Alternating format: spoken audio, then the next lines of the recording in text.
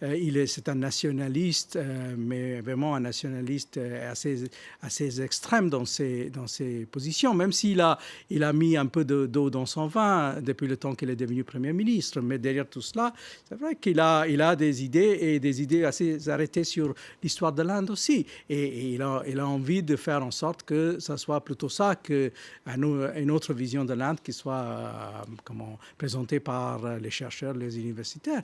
Et ce qui fait que c'est devenu un peu difficile d'être chercheur universitaire en Inde. Oui, aujourd'hui, comment ça se passe pour les chercheurs? Oui, non, mais j'ai beaucoup d'amis dans les universités qui ressentent pas mal la pression politique. Moi, je dirais que l'avantage qu'on a en Inde, c'est un pays qui est énorme. Donc, même si le gouvernement central a envie d'imposer un certain nombre de choses, on n'arrive pas.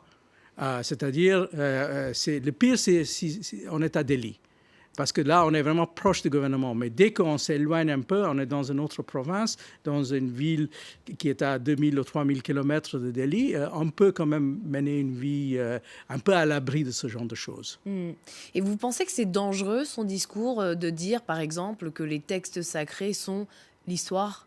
Oui, non, je pense que c'est dangereux si on prend ça littéralement, parce que vous savez qu'on a ce genre de discours que nous semble peut-être ridicule. Par exemple, des gens qui pensent que les Indiens ont inventé les avions il y a 2000 ou 3000 ans. Nous, on peut dire comme ça, comme chercheurs ou autre chose, que c'est absurde. Mais quand on arrive à une situation où la fierté nationale dépasse les limites de la rationalité de loin, alors là, on est dans une situation difficile parce que est-ce que ça veut dire finalement que les scientifiques en Inde sont obligés aussi de dire oui, bien sûr, on a tout inventé beaucoup avant les Européens. Oui, ce sont des fantasmes scientifiques, mais aussi très personnels. C'est-à-dire qu'aujourd'hui, les gens qui ne sont pas hindous vivent peut-être un danger plus important qu'à d'autres époques. Oui, mais je dirais même parmi les hindous, il y a des hindous, il y a des hindous. C'est-à-dire, si on appartient à certaines couches de la société, ou même on a un certain type d'opinion politique, on n'est pas tellement à l'abri. Donc, c'est une situation inquiétante. En même temps, ça reste quand même un système politique démocratique. C'est-à-dire, on aura des élections l'année prochaine.